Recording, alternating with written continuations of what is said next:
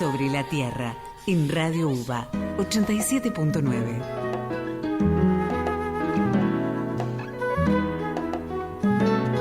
...20:34, arrancamos la segunda mitad de Sobre la Tierra y estamos en comunicación con Roberto Benech Arnold, docente de la Cátedra de Cultivos Industriales e investigador del CONICET. Roberto nos va a hablar, tal como decíamos en la introducción del programa, sobre el cultivo de cebada, la importancia de la calidad de sus granos para elaborar malta y los recientes avances científicos en el tema.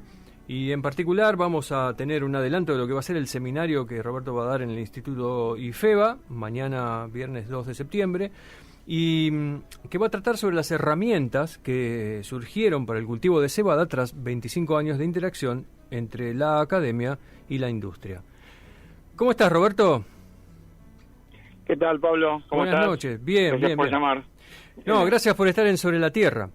Nos gustaría que nos contaras un poco sobre, así a grandes rasgos, sobre el cultivo de cebada, ¿no?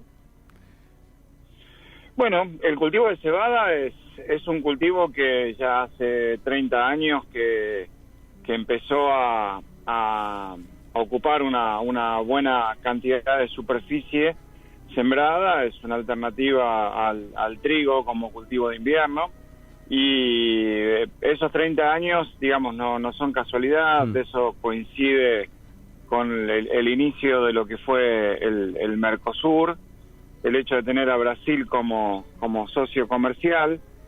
Brasil es un gran consumidor de cerveza y por lo tanto necesita mucha malta, y las condiciones agroecológicas que tiene Brasil para hacer cultivos como la cebada o el trigo, cultivos de invierno, no son tan buenos como los que tenemos nosotros, y entonces eso propició en la primera parte de la década del 90 la instalación de malterías nuevas, el agrandamiento de otras que ya estaban y bueno, la necesidad de abastecer a un país que, como te decía, consume mucha malta. Claro.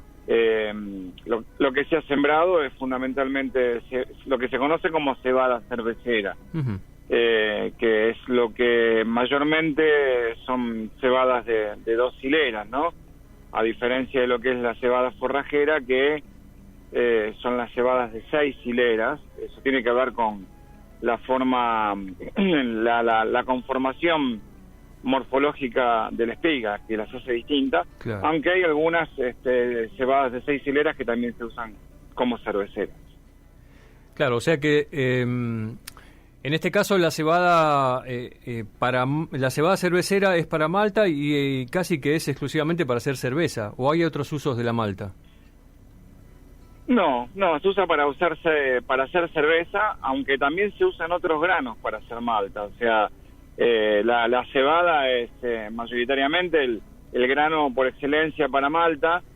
De hecho, lo que se conoce como cerveza premium está hecho únicamente con malta de cebada, pero hay otros cereales que también se maltean, como el trigo, el sorgo, el maíz incluso, y a veces se hacen blend de maltas para la producción de cerveza. Pero cerveza premium es cerveza que está hecha con malta de cebada nada más. Bien. Hola Roberto, acá te habla Sebastián. Te quería consultar con respecto... ¿Qué tal, Sebastián? ¿Cómo estás? Bien, gracias por estar en Sobre la Tierra. Queríamos hablar un poquito sobre la calidad, ¿no?, de la cebada. Es muy importante. ¿Qué aspectos se miran? Bueno, lo que es importante son los requerimientos de la industria en términos de calidad. Es la industria quien fija los parámetros de calidad, son muy específicos, y normalmente las siembras de los productores se hacen por contrato. O sea, la maltería tiene contrato con productores que siembran los genotipos que la industria le pide, y después, sobre la recepción de la cebada, la industria tiene requerimientos que son muy específicos. Y son varios, pero los más importantes son los que tienen que ver con el contenido de proteína, que tienen que estar dentro de un rango específico, entre 10 y 12% de contenido de proteína. Puede ser un poco menos de 10 también, en algunos casos. Lo que cae fuera de ese rango directamente se rechaza. Otro aspecto importante que se toma muy en cuenta en el recibo de los granos es el calibre, que es fundamentalmente el tamaño, básicamente el tamaño de los granos, ¿no? O sea, tiene que quedar retenido en una zaranda de dimensiones determinadas, y eso le permite a la industria saber si el requisito calibre está cumplido, está de acuerdo a los estándares o no.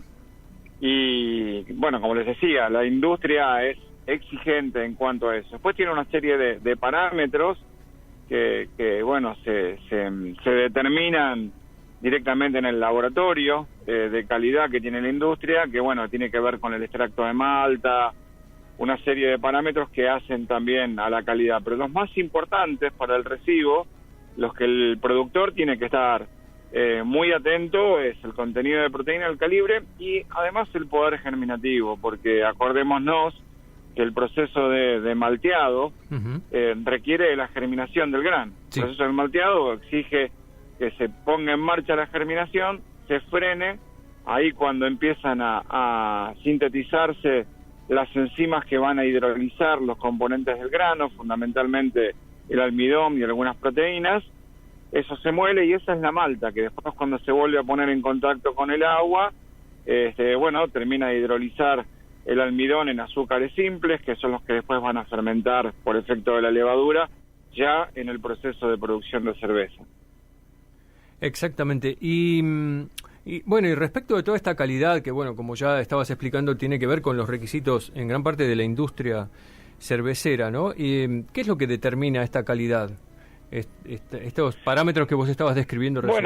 Bueno, sí, la calidad está determinada fundamentalmente por el genotipo. Hay genotipos que son más o menos utilizados dependiendo de la calidad, y genotipos que se descartan, que por ahí llegan a la evaluación por parte de la industria a partir de tener un buen rendimiento en el campo, de tener un buen comportamiento frente a adversidades bióticas, por ejemplo, pero después en la calidad fallan en alguno de los aspectos que yo les mencionaba, o no tienen problemas de calibre, que son variables, el extracto de malta no es satisfactorio.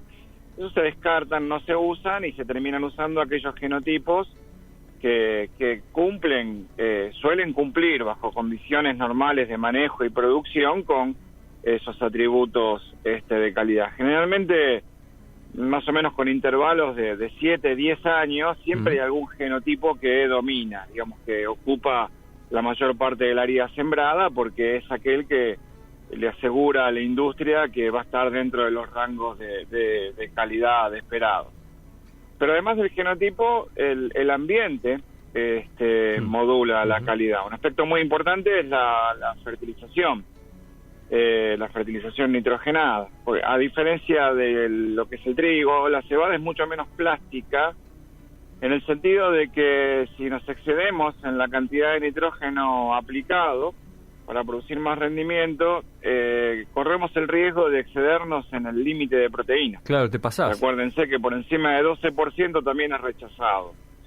Entonces la fertilización es particularmente difícil de diagnosticar y de recomendar, y es un aspecto importante en lo que es el manejo del cultivo de cebada cervecera.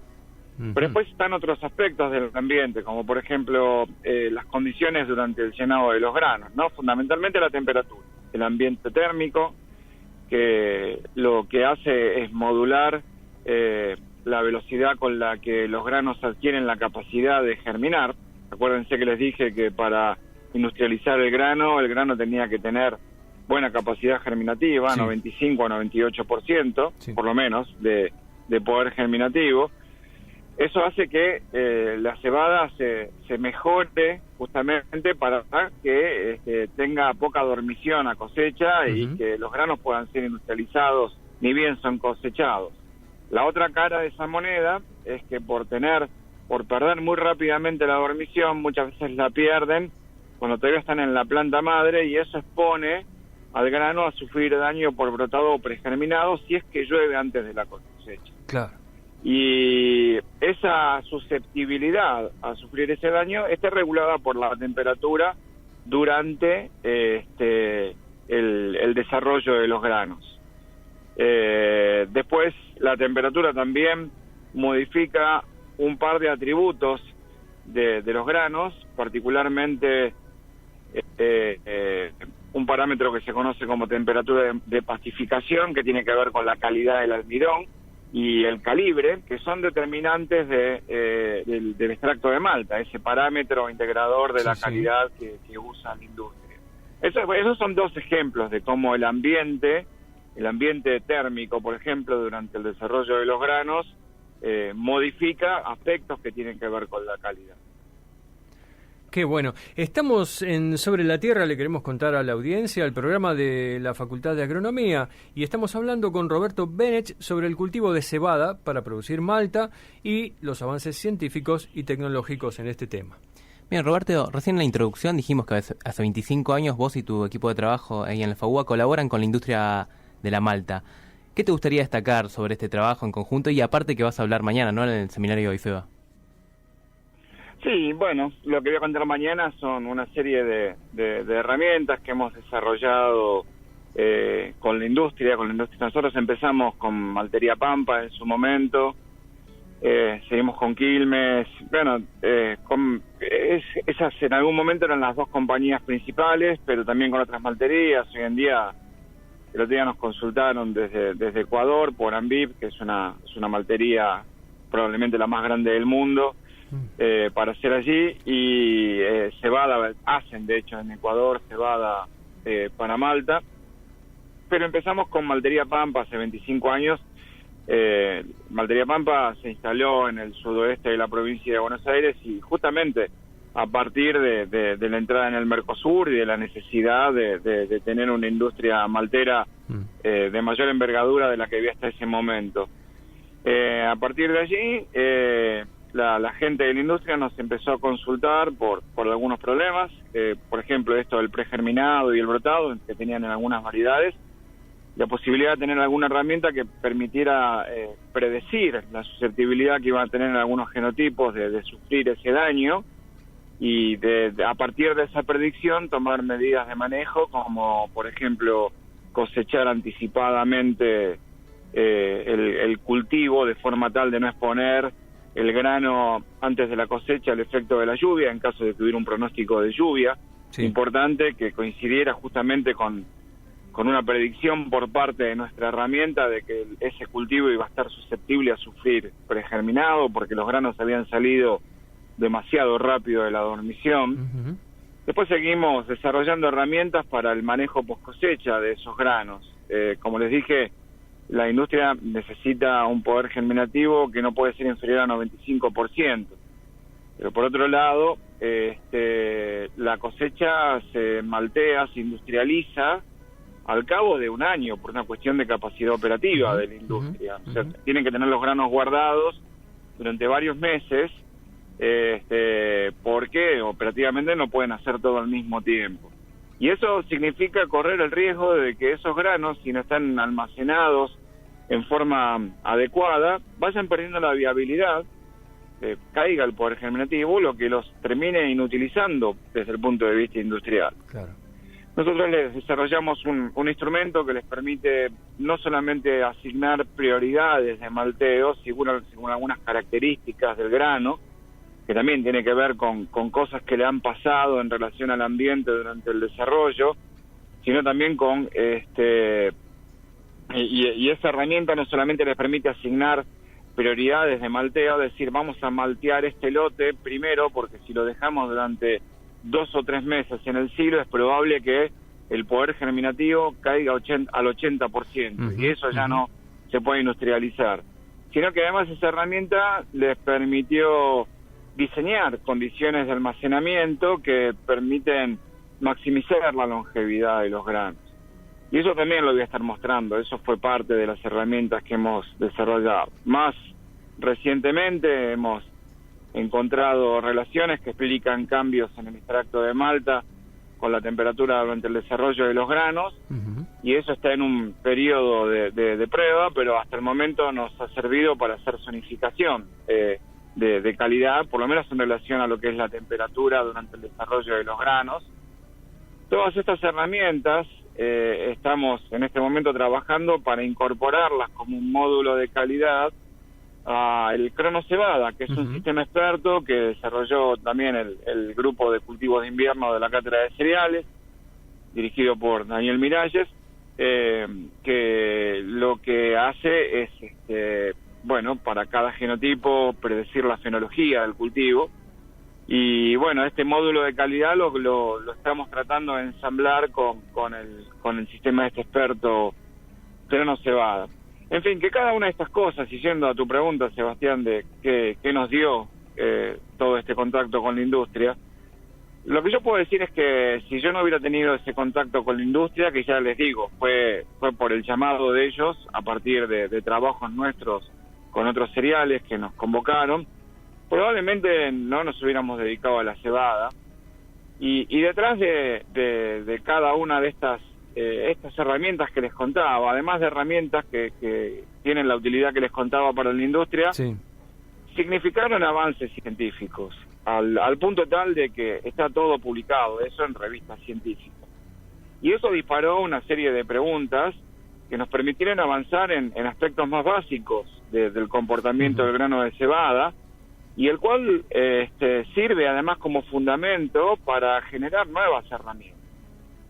Ese proceso de retroalimentación que nos dio el contacto con la industria es lo que yo quisiera destacar en el seminario de mañana, más importante todavía que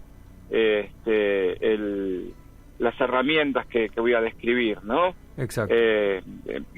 Me parece que ese es el punto que yo voy a querer destacar, que el contacto industria-academia, así entendido, como yo lo entiendo, ¿no? Como que uno desarrolla herramientas, pero esas herramientas a su vez son tan originales como corresponde a un grupo de investigación científica, que pueden ser publicadas y alimentar nuevas líneas de investigación. Me parece la naturaleza de ese contacto industria-academia que yo veo como importante. Seguro, y bueno, son 25 años, es mucho tiempo y es un montón de trabajo, a distintos niveles, como vos decís, desde la ciencia más básica hasta la interacción con la industria. Hasta nuestra panza. Hasta la cerveza. Sí, pero es que además, como les decía, a partir del contacto con la industria nos hemos enterado y además con los productores, porque mucho de esto lo contábamos no solamente con la gente de la industria, sino con los productores que ellos convocaban, porque, como les dije, las siembras se hacen por contrato y es el interés de la industria que la cebada que hacen los productores cumpla con todos los requisitos que ellos necesitan para industrializarla. Las mismas preguntas de los productores y los mismos problemas que planteaban, ya les digo, retroalimentaban muchas de estas líneas que yo les contaba, y herramientas derivan justamente de ese tipo de reuniones. Por eso les digo, yo creo que sin ese contacto y no hubiéramos avanzado en ese camino que, como les digo, como investigadores nos ha enriquecido un montón. Y bueno, nosotros estamos en un instituto que las últimas dos letras, la B corta y la A, significan vinculado con la agricultura, y de alguna manera a nosotros, miembros, investigadores de ese instituto, nos obliga a tener esa vinculación. Bueno, este es un ejemplo de eso.